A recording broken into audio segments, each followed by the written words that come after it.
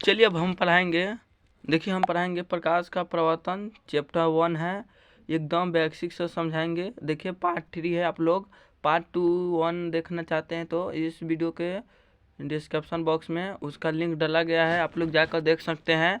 और देखिए आज इसका PDF चाहिए तो आप लोग मेरा व्हाट्सएप ग्रुप में जाकर ज्वाइन कर सकते हैं। चलिए उसी में हम PDF डालते हैं। चलिए हम वीडियो को अब स्टार्ट करते हैं। चलिए हम अगला पॉइंट पर चलते हैं। देखिए अगला पॉइंट है पार्ट 2 का।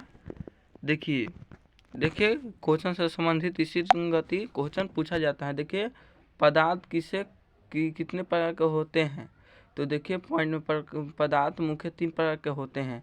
पहला पारदर्शी पदार्थ, दूसरा अपारदर्शी पदार्थ, तीसरा परभासी पदार्थ। देखिए हम एक एक करके हम सभी को हम भी समझते हैं। चलिए पहले समझते हैं पारदर्शी पदार्थ किसे कहते हैं। पारदर्शी पदार्थ किसे कहते हैं, सफा बेसिक से समझे। देखिए पारदर्शी पदार्थ किसे कहते हैं।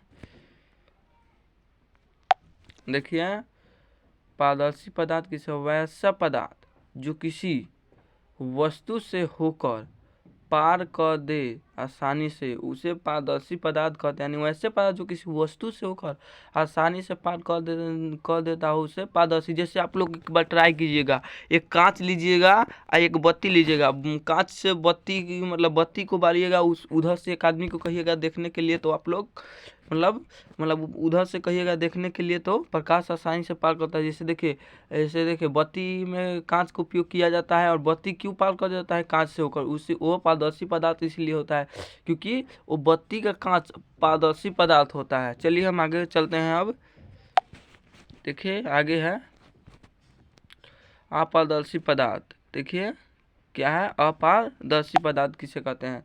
अपारदर्शी पदार्थ वैसा पदार्थ जो किसी वस्तु से होकर आसानी से पार ना कर पाए उसे अपारदर्शी पदार्थ कहते हैं। जैसे देखिए टेबल में कहीं हम लाइट बारेंगे तो उसमें मतलब एक टेबल रखा है। देखिए टेबल है, मानिए टेबल है, देखिए इसे प्रकाश बारते हैं तो ये पार नहीं करता है। इसलिए पार नहीं करता है क्योंकि आल पार इससे कुछ भी नहीं हो सकता। इसे जैसे दीवार से पास से ऊपर पार हो जाएगा, अगर जो पार होता तो दीवार क्यों बनाता है, दीवार बनाता देखने के लिए, इसीलिए दीवार आदमी में बारी गया तो पीछे छाया बन जाता है, काला सा अंधेरा छाया बन जाता है, लेकिन आदमी को पार नहीं कर पाता है कोई भी लाइट। चलिए हम अगला तीसरा पॉइंट पर चलते हैं। देखिए तीसरा है पारभासी पदार्थ किसे कहते हैं। वैसे पदार्थ जो किसी वस्तु से होकर कम दिखाई देता है उसे ही पारभासी पदार्थ कहते हैं। जैसे देखिए आप लोग महसूस कीजिएगा, देखिए कांच, घिसा हुआ कांच को फोड़कर, जैसे कांच को देखिए कभी भी फोड़कर देखिएगा तो प्रकाश उससे विचलित तनी दिखाई, मतलब बढ़िया से नहीं दिखाई देगा। और देखिए मतलब कांच जैसे तेल लगा हुआ कागज में तेल लगाइएगा तो आप लोग बढ़िया से देखिएगा, प्रकाश के सामने करके मतलब कागज को तो बढ़िया से नहीं दिखाएगा, तनी धुंधला प्रकाश दिखाई देगा, पूरा बढ़िया से नहीं दिखा, इस तरह दिखाई देगा। देखिए इस तरह से देखिए ये है ना, इस तरह दिखाई देगा प्रकाश। चलिए हम अगला पॉइंट में अब चलते हैं। देखिए प्रकाश के पवर्तन किसे कहते हैं। देखिए इसको सबसे आसान भाषा हम समझा के दिखाते हैं। देखिए प्रकाश के पवर्तन किसे कहते हैं। देखिए जब प्रकाश की किरणें किसी समतल सतह से टकराकर अपने ही माध्यम में लौट जाती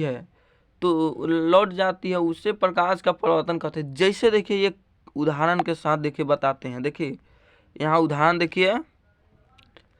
देखिए समतल सतह है, देखिए नीचे जो हम अति किए हैं यह समतल सतह है, एक टॉर्च बार है, देखिए टॉर्च बारते हैं तो समतल सतह से प्रकाश देखिए लौट कर किधर जा रहा है, उधर जा रहा है, इसको ही प्रकाश के परावर्तन। जैसे देखिए जब प्रकाश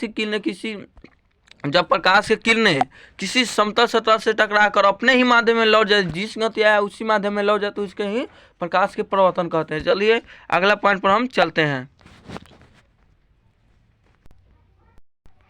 देखिए अगला पॉइंट है प्रकृति के आधार पर प्रकाश के परावर्तन के दो प्रकार के, यानी प्रकृति के आधार पर प्रकाश के परिवर्तन दो प्रकार के होते हैं।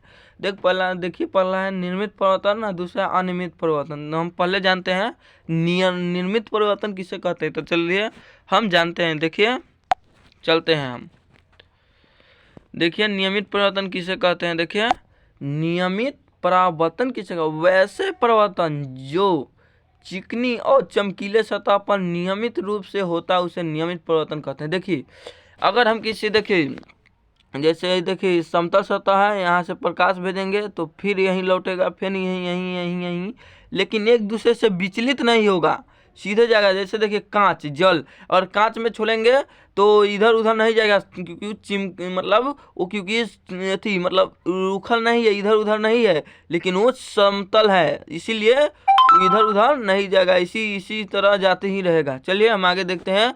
अब अनियमित परिवर्तन किसे कहते हैं। देखिए अनियमित परिवर्तन किसे कहते हैं। देखिए अनियमित परिवर्तन किसे कहते हैं, वैसे परिवर्तन। देखिए अनियमित परिवर्तन वैसे परिवर्तन जो रुखे रूप से चमकीले सतह पर अनियमित रूप से होता हो उसे अनियमित परिवर्तन कहते हैं।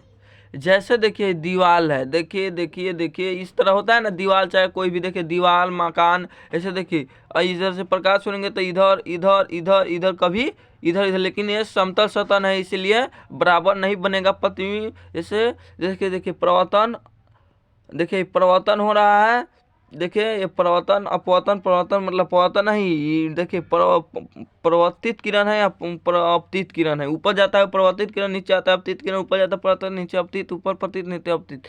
इसी तरह देखिए जैसे दीवार पर हम डालेंगे प्रकाश तो बढ़िया से नहीं उस पर अथी होगा, वो वापस नहीं लौटेगा, इसी तरह घूमता ही रहेगा। चलिए हम अगला पॉइंट में चलते हैं। चलिए आज इतने पॉइंट तर हम रहने देते हैं। अगर आप लोग को ये वीडियो अच्छा लगे तो इस चैनल को सब्सक्राइब करें, क्योंकि 2025 के लिए यही बैच सबसे MVP आया है। आप लोग जरूर मतलब इसको हम चैप्टर पढ़ा के इसका ऑब्जेक्टिव भी आप लोग को बताएंगे। चलिए धन्यवाद। ग्रुप में जुड़ना ना भूलें, क्योंकि उसमें हम PDF देते हैं।